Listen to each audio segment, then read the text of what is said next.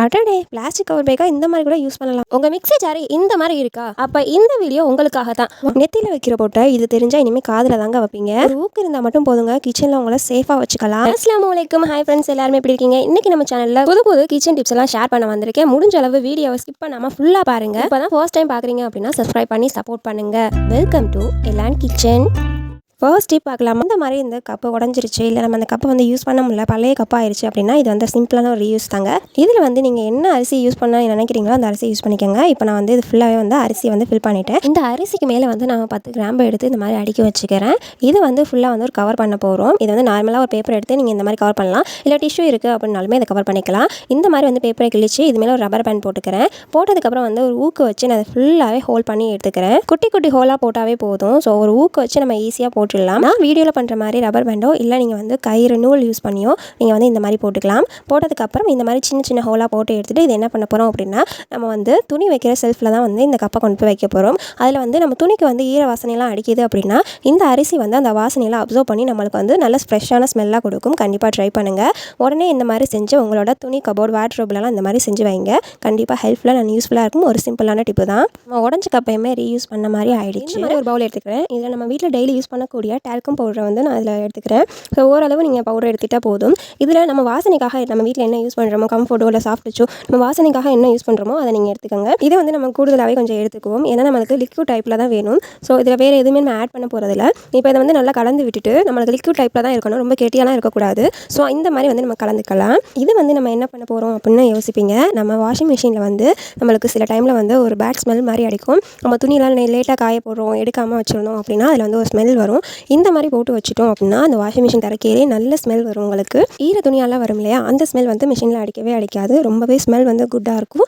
கண்டிப்பாக இந்த டிப்பை ட்ரை பண்ணி பாருங்கள். உடனே இந்த டிப்ஸ் பிடிச்சிருந்துச்சு அப்படின்னா ஒரு லைக் அண்ட் ஷேர் பண்ணுங்கள். அடுத்த டிப் என்ன அப்படின்னா, நம்ம வந்து மிக்ஸிலாம் வந்து கிச்சனில் வச்சுருப்போம். இந்த கிச்சனில் வைக்கிற இடத்துல மட்டும் நம்ம சிங்குக்கு மேலே தான் நம்மளுக்கு வந்து இந்த மாதிரி சுவிட்ச் பாக்ஸ் கொடுத்துருப்பாங்க சில வீட்டில். மிக்ஸியோட ஒயர் வந்து நம்ம பிளக் பாயிண்டில் இன்சர்ட் பண்ணதுக்கப்புறம் மீதி ஒயர் எல்லாமே நம்மளுக்கு சிங்க் ஏரியாட இருக்கிற மாதிரி தான் இருக்கும். இதனால நமக்கு தண்ணி யூஸ் பண்ணுறதுக்குலாம் கொஞ்சம் பயமாக இருக்கும். அதுக்காக இந்த மாதிரி சேஃப்டி பண்ணி எடுத்துக்கோங்க. இந்த மாதிரி மிக்ஸி ஒயரில் வந்து இந்த மாதிரி மாட்டி விட்டுட்டு நம்மளுக்கு அந்த சுவிட்ச் பாக்ஸ் பக்கத்துலேயே ஏதாச்சும் ஒரு ஆணி இருக்குது அப்படின்னா இந்த மாதிரி கோத்து விடுங்க. ஆணி இல்லை அப்படின்னா இன்ஸ்டண்ட்டாக நம்ம ஒட்டுற மாதிரி இருக்கும் இல்லையா, டைல் ஸ்டிக்கர், அதை வாங்கி நம்ம ஒட்டி இந்த மாதிரி ஒரு ஹோக் மாதிரி நம்ம போட்டு வச்சுட்டோம் அப்படின்னா நம்மளுக்கு வந்து சிங்க் ஏரியாட்ட இந்த ஒயர் வந்து விழுகாது. பயப்படவும் தேவையில்லை. இந்த டிப்பை கண்டிப்பாக ட்ரை பண்ணி பாருங்கள். உடனே போய் பாருங்கள் உங்களோட மிக்ஸி ஒயர் வந்து சிங்க் ஏரியாட்ட டச் ஆகுதான்னு. அடுத்த டிப்ஸ் என்னென்னு பார்க்கலாமா? குக்கரில் வந்து நம்மளுக்கு சமைச்சிட்டு இருக்கிறது அந்த ஹேண்டில்லாம் வந்து நம்மளுக்கு லூஸ் ஆன மாதிரி இருக்கும். அதனால நீங்கள் ஃப்ரீயாக இருக்கப்ப இந்த மாதிரி டிப்பை வந்து ஃபாலோ பண்ணிக்கோங்க. நீங்கள் குக்கரில் எப்பயுமே வந்து நம்ம ஸ்க்ரூ மாட்டையில் வந்து ஏதாவது ஒரு டிப்ஸை ஃபாலோ பண்ணி வச்சிங்க அப்படின்னா உங்களுக்கு இந்த மாதிரி அடிக்கடி லூஸ் ஆகாது.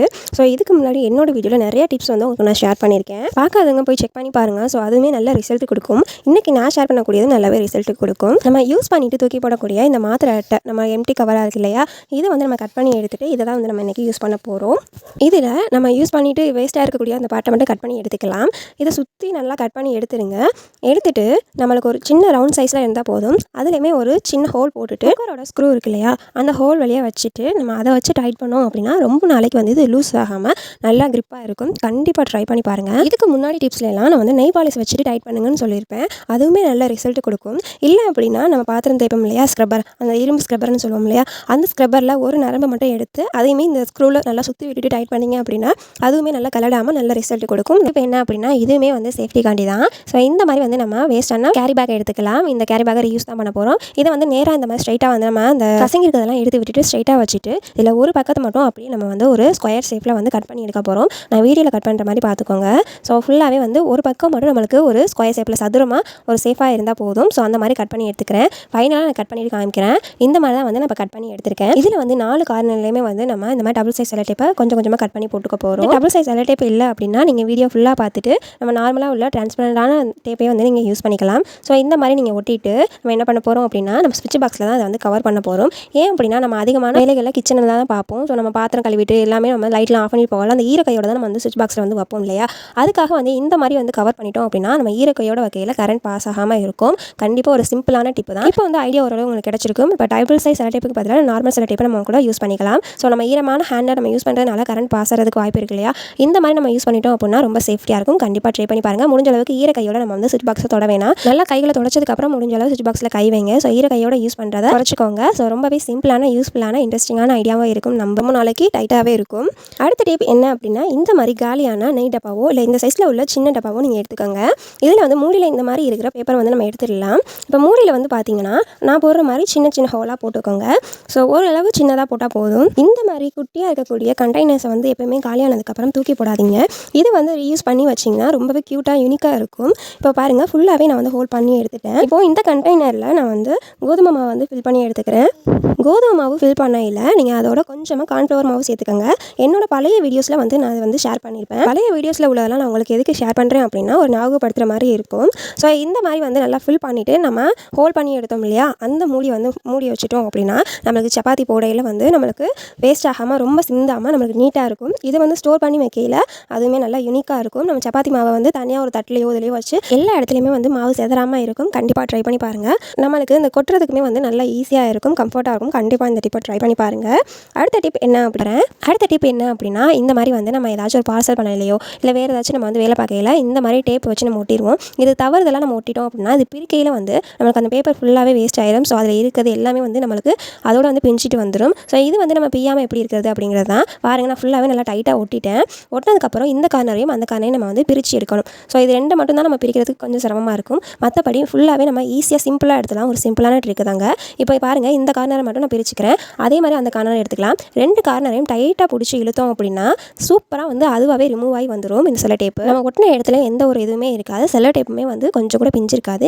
ஈஸியாக ரிமூவ் ஆகி வந்துடும். உங்களுக்கு இது சந்தேகமாக இருந்தாலும் உடனே போய் நீங்கள் ட்ரை பண்ணி பாருங்கள். ரொம்பவே சிம்பிளான டிப்பு, ரிசல்ட் ரொம்பவே கொடுக்கும். இப்போ உங்களுக்கு மறுபடியும் நல்லா டைட்டாக ஒட்டி நான் காமிக்கிறேன். எடுத்ததுக்கப்புறம் பார்த்தீங்கன்னா வச்சுங்களேன், அந்த பக்கத்தில் எந்த ஒரு டேமேஜுமே இல்லாத மாதிரி ஃப்ரெஷ்ஷாக இருக்கும். இப்போ நான் வந்து டைட்டாகவே ஒட்டிட்டேன். நல்லா டைட்டாக ஒட்டிட்டு திருப்பி நம்ம பிடிச்சி இந்த மாதிரி ரெண்டு பக்கமும் இப்படி இழுக்கிறதுனால நமக்கு ஈஸியாக அழகாக வந்து நம்மளுக்கு ரிமூவ் ஆகி வந்துடுது.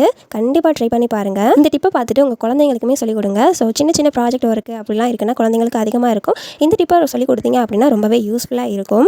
நான் ஷேர் பண்ணுற டிப்ஸ்லாம் உங்களுக்கு பிடிச்சிருக்கு அப்படின்னா மறந்துடாமல் சப்ஸ்கிரைப் பண்ணி சப்போர்ட் பண்ணுங்கள். ஒரு லைக் அண்ட் ஷேர் பண்ணிவிட்டு உங்கள் ஃப்ரெண்ட்ஸ் அண்ட் ஃபேமிலிஸ்க்கு ஷேர் பண்ணுங்கள். மறந்துடாமல் அதுக்கு பக்கத்தில் உள்ள பெல் ஐக்கானையும் கிளிக் பண்ணிக்கோங்க. அப்படின்னா இந்த மாதிரி வாட்டர் பாட்டில் மூடி இருக்கும் இல்லையா, இதுதான் இன்றைக்கி ரியூஸ் பண்ண போகிறோம். இதில் வந்து நான் டபுள் சைட் செல்லோ டேப் இருக்கு இல்லையா, அதை வந்து நான் இந்த மாதிரி ஒட்டிக்கிறேன்.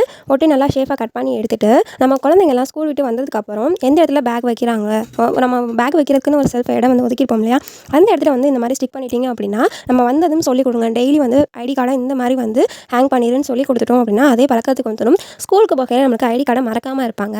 கண்டிப்பாக உடனே ட்ரை பண்ணி பாருங்கள். இனிமேல் வாட்டர் பாட்டில் மூடி இருந்துச்சுன்னா தூக்கி போடாமல் இந்த மாதிரி யூஸ் பண்ணி பாருங்கள். அடுத்த டிப் என்ன அப்படின்னா, இந்த மாதிரி தோடு சின்ன பிள்ளைங்க நம்ம ஸ்கூல் போகிற பிள்ளைங்கலாம் வந்து யூஸ் பண்ணுவாங்க. இந்த தோடு பின்னாடியில் உள்ள நீடில் வந்து பிள்ளைங்களுக்கு வந்து காதில் ரொம்பவே அழுத்தும். இதனால் பிள்ளைங்க படுக்கையில் தூங்கையிலலாம் கொஞ்சம் வந்து அவங்களுக்கு அன்கம்ஃபர்டபுளாக இருக்கும்.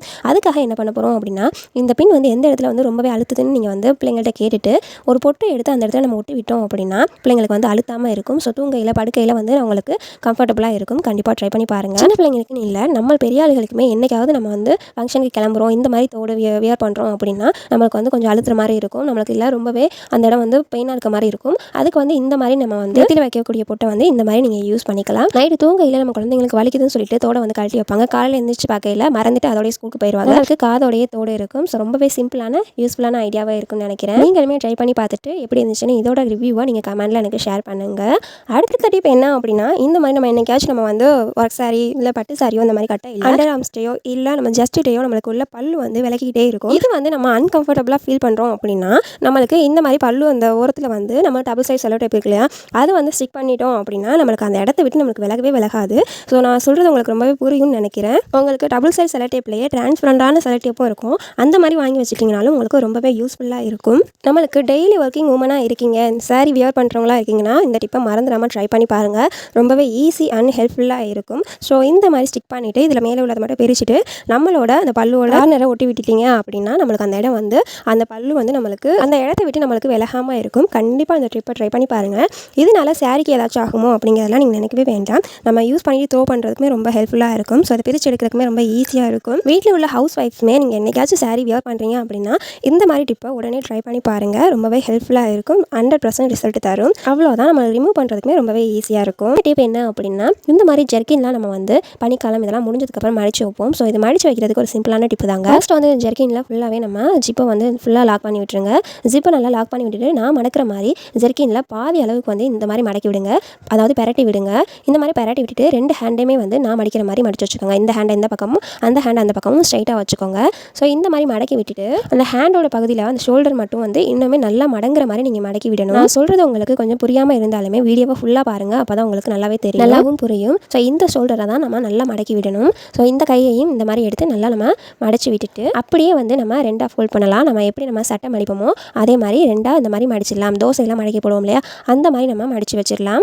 மடித்து வச்சுட்டு இதையுமே வந்து 2ஆக மடிக்க போகிறோம். இதை வந்து அப்படியே ஹாஃபாக மடிக்க போகிறோம். இந்த மாதிரி மடிச்சுட்டு நல்லா டைட்டாக பிடிச்சிக்கோங்க. ஸோ நம்ம இந்த இடத்துல வந்து நல்லா டைட்டாக பிடிச்சிக்கணும். இதை அப்படியே வந்து ஆப்போசிட்டில் திருப்பிட்டு நம்ம ஃபர்ஸ்ட் நம்ம வந்து பெரட்டி விட்டோம் ஜெர்கின்லேயே. நம்ம ஃபர்ஸ்ட் ஸ்டெப் நம்ம வந்து அதான் செஞ்சுருப்போம். அந்த பெரட்டி விட்ட பாட்டை வந்து நம்ம அப்படியே வந்து இந்த சைடு வந்து நம்ம லாக் பண்ண போகிறோம். ஸோ அவ்வளோதாங்க, சிம்பிளான டிப்பு தான். நீங்கள் ஃபஸ்ட்லேருந்து பார்த்துட்டு நீங்கள் உடனே போய் ட்ரை பண்ணிங்க அப்படின்னா ரொம்ப ஈஸியாக இருக்கும். இது வந்து இடத்த மறைச்சிட்டு இருக்காது, ரொம்பவே ஸ்பேஸ் சேவிங்காக இருக்கும். இப்போ இந்த மாதிரி நம்ம மடித்து விட்டதுனால உங்களுக்கு ஈஸியாகவும் தெரியாது, கலைஞ்சும் நம்மளுக்கு வராது. நம்ம இதை பார்க்கவே குட்டி குஷன், குட்டி தலைவாணி மாதிரி பார்க்கவே யூனிக்காக அழகாக இருக்கும். ஸோ இப்போ இதை வந்து நம்ம வந்து ஒரு கவர் பண்ணி சேஃபாக வைக்கணும் அப்படின்னா நம்ம வீட்டில் பழைய தலைவாணி உரை இருக்குது, பில்லோ கவர்ஸ் இருக்குது அப்படின்னா இந்த மாதிரி எடுத்துக்கோங்க. பில்லோ கவர்ஸில் இந்த மாதிரி வச்சதுக்கப்புறம் மீதி வந்து நிறைய ஏரியா இருக்கும், இந்த மாதிரி இருக்கும். இதுவையுமே வந்து நம்ம சிம்பிளான ஒரு டிப்பில் தாங்க பண்ண போகிறோம். இதை வந்து நம்ம அப்படியே திருப்பிக்க போகிறோம். ஸோ நான் திருப்பி நம்ம நல்லா பாருங்கள். இந்த மாதிரி நல்லா திருப்பிட்டு அடுத்த கார்னரில் நல்லா நம்ம மடக்கி விட்டுட்டோம் அப்படின்னா இது உண்மையாலுமே குட்டி குஷன் மாதிரி ஆயிருங்க. நமக்கு உள்ள ஜர்க்கின் தான் நம்ம வச்சிருக்கோம்னு யாருமே கண்டுபிடிக்க மாட்டாங்க. ரொம்பவே யூனிக்கான டிப்பாக இருக்கும். கண்டிப்பாக ட்ரை பண்ணி பாருங்கள் இந்த ட்ரிக். இந்த மாதிரி பில்லோ கவரையில் இப்படி கொண்டாரையில் நம்ம வந்து நல்லா டைட்டாக பிடிச்சிட்டு நம்ம வந்து கொண்டு வரணும். ஸோ இந்த மாதிரி கொண்டு வரையில் தான் நம்மளுக்கு வந்து ஒரு ஃபிட்டான ஒரு இது கிடைக்கும். ஜர்க்கினை வந்து செம்மையாக மடிச்சாச்சுங்க. இந்த டிப்பை உடனே போய் செஞ்சு பாருங்கள். அவ்வளோதாங்க. இனிமேல் வந்து உள்ள ஜர்க்கின் தான் இருக்கான்னு உங்களுக்கே மறந்துடும். அந்த அளவுக்கு இது யூஸ் பண்ண உங்களுக்கே மறந்துடும். இல்லை ஸ்டோர் பண்ணுறதுனாலுமே இப்படியே எடுத்து ஸ்டோர் பண்ணினா நம்மளுக்கு விண்டோஸ் வந்து க்ளோஸ் பண்ணையில் வந்து ரொம்பவே கஷ்டப்பட்டு இழுத்து க்ளோஸ் பண்ணுற மாதிரி இருக்கும். அதே மாதிரி நம்ம ஓப்பன் பண்ணையிலையுமே ரொம்பவே அழுத்தி நம்மளுக்கு ஓப்பன் பண்ணுற மாதிரி இருக்கும். அதுக்கு வந்து என்ன அப்படின்னா நம்ம அந்த ஜன்னல் வந்து சாத்தையில் அந்த 2 விண்டோஸும் வந்து நம்மளுக்கு ஒரே சைடில் நம்மளுக்கு வந்து ரொம்பவே டைட்டாக இருக்க மாதிரி இருக்கும். இதுக்காக என்ன பண்ண போகிறோம் அப்படின்னா நம்மளுக்கு வீட்டில் இருக்கக்கூடிய வாஸ்லின் இருக்கு இல்லையா, வாஸ்லினோ இல்லை கேண்டில், வாஸ்லின் இல்லை அப்படின்னா கேண்டில் வந்து நீங்கள் யூஸ் பண்ணிக்கலாம், மெழுகுவர்த்தி யூஸ் பண்ணிக்கலாம். இந்த மாதிரி வாஸ்லினை வந்து இந்த ஜன்னலோட நமக்கு எந்த பார்ட்டில் வந்து நம்மளுக்கு ரொம்ப உரசுதோ, நம்மளால திறக்க முடியலையோ, நம்ம வந்து ரொம்ப டைட்டாக இருக்குதோ அந்த இடம் ஃபுல்லாகவே வந்து நீங்கள் அப்ளை பண்ணி விட்டுருங்க. ஜன்னலில் டாப்லேருந்து இந்த பாட்டம் வரையும் அந்த கார்னரில் வந்து நல்லா தேய்ச்சி விட்டுருங்க. அதே மாதிரி இந்த விண்டோ சாத்துறோம் இல்லையா, அந்த கதவுலையுமே நல்லா அப்ளை பண்ணி விட்டுக்கோங்க. நல்லா அப்ளை பண்ணிவிட்டு ஒரு 2-3 வாட்டி நீங்கள் திறந்து சாத்தையில் நம்மளுக்கு வந்து நம்மளுக்கு ஈஸியாகவே க்ளோஸ் பண்ண வரும். அதே மாதிரி ஓப்பன் பண்ணவும் வரும். கண்டிப்பாக ட்ரை பண்ணி பாருங்கள். உங்கள்கிட்ட வாஸ்லின் இல்லை அப்படின்னா நீங்கள் வந்து கேண்டிலில் கூட நீங்கள் யூஸ் பண்ணிக்கலாம். மெழுகுவர்த்தியை இதே மாதிரி ஃபுல்லாக டாப் டு பாட்டன் அப்ளை பண்ணிவிட்டு நம்ம வந்து அதை யூஸ் பண்ணிக்கலாம். ஸோ இப்போ பாருங்கள், நம்ம 2-3 வாட்டி ஓப்பன் பண்ணி க்ளோஸ் பண்ணதுக்கப்புறம் நம்மளுக்கு ஈஸியாக ஓப்பன் பண்ணுறதுக்கு ரொம்பவே ஹெல்ப்ஃபுல்லாக இருக்கும். இந்த டிப்ஸ் பிடிச்சிருந்துச்சு அப்படின்னா லைக் அண்ட் ஷேர் பண்ணிவிட்டு உங்கள் ஃப்ரெண்ட்ஸ் அண்ட் ஃபேமிலிஸ்க்கு ஷேர் பண்ணுங்கள். அடுத்த டிப் என்ன அப்படின்னா மிக்ஸி ஜாரில் பார்த்தீங்கன்னா பின்புறம் இந்த மாதிரி நம்மளுக்கு வந்து ரொம்பவே அழுக்காக இருக்கும், டர்ட்டியாக இருக்கும். ஏன் இது நம்மளுக்கு இப்படி வருது அப்படின்னா மிக்ஸி ஜாரை கழுவிட்டு நம்ம குப்பரை கவுத்து இந்த மாதிரி பொசிஷன்லேயே நம்ம வைக்கிறதுனால தான் தண்ணி ஃபுல்லாக அதிலே தேங்கி நின்றுட்டு அதில் வந்து ஃபுல்லாகவே ரொம்பவே அழுக்காக சேர்ந்துக்குது. இதுக்கு வந்து ஒரு 1/2 லெமனை ஃபுல்லாகவே புழிஞ்சு விட்டுட்டு ஒரு 1 டீஸ்பூன் அளவுக்கு வந்து நான் பேக்கிங் சோடா சேர்த்துட்டு நம்ம விம் லிக்விட் இருக்கும் இல்லையா, பாத்திரம் தேய்க்கிற லிக்விட், அதையுமே சேர்த்துக்கிறேன். இதோட மெயினாக ஹேர் பேக் இருக்கும் இல்லையா, அதை வந்து கொஞ்சமாக சேர்த்துக்கோங்க. அப்படியே சேர்த்துட்டு ஒரு குச்சியோ இல்லை ஒரு பட்ஸோ வச்சு நல்லா கலந்து விட்டுட்டு ஒரு 20 நிமிஷம் கூட அப்படியே விட்டுருங்க, நல்லா ஊறட்டும். ஸோ இதை வந்து எந்த ஒரு டிஸ்டர்புமே பண்ண வேணாம், நல்லா கலந்து விட்டுட்டு நீங்கள் ஊற விட்டுருங்க. ஸோ இது நல்லா ஊறி வந்ததுக்கப்புறம் நம்ம தேய்ச்சி எடுக்கிறதுக்கு சூப்பராக இருக்குங்க, நல்லா க்ளீனாகி வந்துடும். கண்டிப்பாக இந்த டிப்பை ட்ரை பண்ணி பாருங்கள். இது வந்து நான் வெளியேயுமே அப்ளை பண்ணி வைக்கிறேன். இனிமேல் நீங்கள் முடிஞ்ச அளவு வாஷ் பண்ணிட்டீங்க அப்படின்னா 2 பக்கமுமே வந்து திருப்பி வச்சு காய வைங்க. ஸோ குப்பரை கவுத்து ஃபஸ்ட்டு போடாதீங்க. ஃபஸ்ட்டு வந்து நல்லா நிமித்தி வச்சுட்டு அதுக்கப்புறம் வந்து இந்த கீழே உள்ள தண்ணியெல்லாம் வடிஞ்சதுக்கப்புறம் அதுக்கப்புறம் வந்து குப்பரை கவுத்து வைங்க. இந்த மாதிரி நம்ம ஃபஸ்ட்டு எடுத்தானமே வந்து கவுத்து வைக்கிறதுனால தான் நமக்கு இதில் வந்து நிறையா வந்து அழுக்கு பிடிக்குது. இப்போ பார்த்தீங்கன்னா 20 நிமிஷம் ஊறினதுக்கப்புறம் நல்லா தேய்ச்சி எடுத்து கழுவிட்டு இதை வந்து நான் திருப்பியுமே கொஞ்சமாக ஹேர் பேக் ஊற்றி திருப்பி தேய்ச்சி எடுக்கிறேன். இதில் வந்து இந்த நம்ம கத்தி இருக்கும் இல்லையா, இதை வச்சு நம்ம வராத இடத்துலலாம் வந்து லைட்டாக ரொம்ப அழுத்தாமல் கொஞ்சமாக தேய்ச்சி எடுக்கிறேன். ஸோ நீங்கள் ரொம்ப தேய்ச்சி அழுத்தி எடுத்துடாதீங்க, உடஞ்சிடும் அந்த பிளேட்லாம். மெதுவாக நம்ம வந்து அதை வந்து உரசி எடுத்தோம் அப்படின்னா நம்மளுக்கு வந்து ஈஸியாக ரிமூவ் ஆகி வந்துடும். இப்போ பாருங்கள் ஃபுல்லாகவே கழுவிட்டேன் எப்படி இருக்குன்னு. ஸோ நம்ம மெயின்டைன் பண்ணுறதுல தான் இருக்குது. இப்போ ஃபஸ்ட்டு இருக்கிறதுக்கும் இப்போ இருக்கிறதுக்கும் பார்த்தீங்கன்னா நிறையவே டிஃப்ரென்ஸ் இருக்கும். இந்த டிப்பை உடனே போய் நீங்கள் இதை ட்ரை பண்ணி பாருங்கள். இனிமேல் மிக்ஸியை வந்து நான் சொன்ன மாதிரி காய வச்சு எடுங்க, உங்களுக்கு இந்த மாதிரி இந்த அளவுக்கு அது சேராது. ஸோ இன்றைக்கி நான் உங்களோட ஷேர் பண்ண டிப்ஸ் எல்லாமே உங்களுக்கு யூஸ்ஃபுல்லாகவும் ஹெல்ப்ஃபுல்லாக இருக்கும்னு நம்புகிறேன். உங்களுக்குமே வீடியோ ரொம்பவே ஹெல்ப்ஃபுல்லாக இருந்துச்சு அப்படின்னா மறந்துடாமல் சப்ஸ்கிரைப் பண்ணி சப்போர்ட் பண்ணுங்கள். ஒரு லைக் அண்ட் ஷேர் பண்ணிவிட்டு ஃப்ரெண்ட்ஸ் அண்ட் ஃபேமிலிஸ்க்கு ஷேர் பண்ணுங்கள். தேங்க்ஸ் ஃபார் வாட்சிங்.